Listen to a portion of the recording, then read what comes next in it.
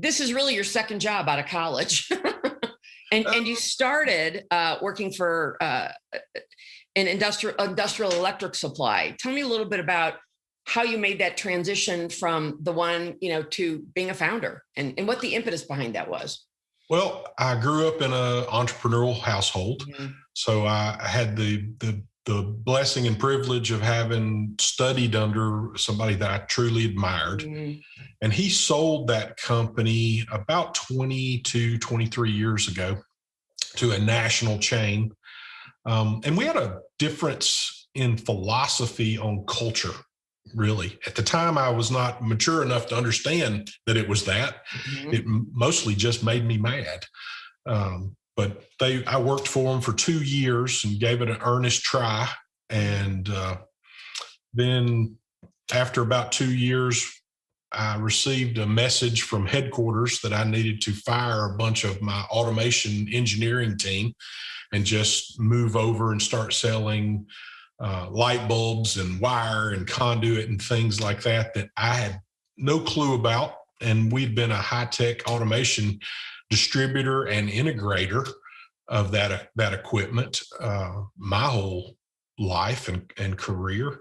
And to move from a high margin, exciting, world-changing thing to selling light bulbs was not my cup of tea. And so I actually, when they came in and gave me all these names to let go, I had already come up with a solution for reciprocating beam pump, a rod pump. Every news channel you ever see an oil and gas story, you see this pump going up and down with a horse head on it.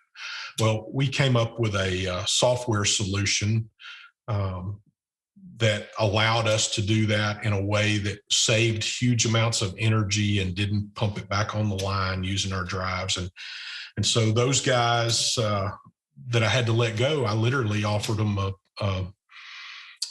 severance package and a job offer, because I'd gone into my father's office and said, I have no ownership in this. It's wrong. It's a stupid business decision to go sell 8% margin stuff versus 35% margin stuff. And morally and ethically, it was wrong the way it was handled and done. So I handed pink slips, and then I said, if you'll give me till after the holidays, the lawyers are all on vacation, we'll incorporate, and I think we can take this nationally and internationally. And we've been blessed ever since. Boy, that's really fantastic. What was it about the culture that you didn't like?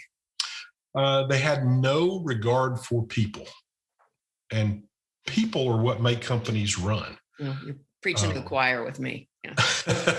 I was always raised to hire people smarter than you, and you'll look like a genius, and treat them like family, and how you want to be treated in life, and they'll reciprocate 99% of the time. Right.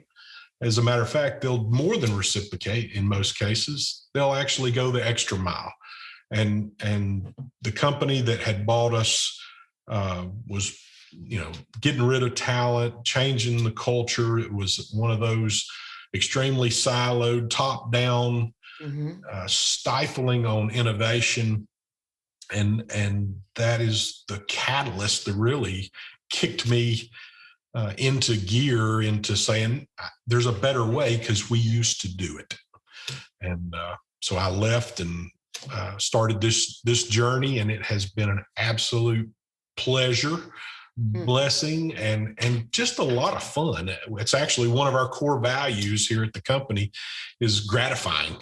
And, we take our work very serious, but we have a lot of fun because we develop products that can literally change the world. Well, good. That leads me to a great segue. What impact have you had on this industry? I think we personally, I'm not going to try to sound braggadocious, but we've made a tremendous impact on this this industry. The oil and gas industry right now has a bullseye on it with a lot of negativity in the media. But it's the salt of the earth. The people in the industry are phenomenal people, and they genuinely care, Mm-hmm. and they genuinely want to do the right things. We as a company have shifted through our technology, whole industries within it. There's a certain segment, and I'm actually kind of really proud of this one. Is something called the electric submersible pump. It's an ESP market. Mm-hmm. We started in this business to apply our drives, our technology that saves all this energy and can give you control over your process. I equate it sometimes to a rheostat or a light switch dimmer. Mm-hmm.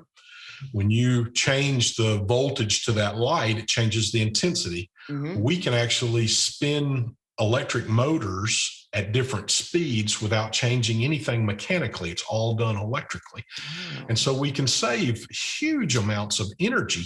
In some cases, we average probably 25% savings, some cases as much as 40 and 50% per motor. Wow. That you've got applied. And since 40% of the entire world's electrical consumption is the electric motor, mm-hmm. if we can afford you great savings in that, we're helping the country, we're helping the world. That's right. And so we're super excited because we moved an industry from on-off control and huge spikes of energy into the variable frequency drive world. And now today, a little over a decade later, 99% of the market globally uses drives on those applications. So I'm pretty excited about that. Well, I imagine. Are there other companies doing this, or were you did Genesis come with your company? Well, there are some other companies that are doing it. There's a lot more now than there were. Yeah. We were not the first to do it. We were just the first to do it I'll say a winning manner. So what do you think, what had that happen for you, that you were the first to do it in a winning manner or in a way to make money? A lot. Well, not so much make money. It's more the success of the technology. Okay. When drives and inverters were first introduced into the industrial market, mm-hmm. they were not very reliable, and they had a lot of issues. They were giant. They make a lot of heat. They had a lot of software bugs, and the size has come down over time. The heat problems have been managed much better. Surge and transient voltages that could blow them up because they were fragile electronics, the robustness, the scalability of the products, and the software, it's just vastly improved. And we've helped carve that out and make a highly technical piece of electronics industrialized enough to put out in the roughest conditions on the planet, mm-hmm. in an outdoor environment. So that's kind of the catalyst behind that, mm-hmm. that movement. Carol Schultz here. Thanks for watching this excerpt from Authentically Successful. The conversation doesn't end there.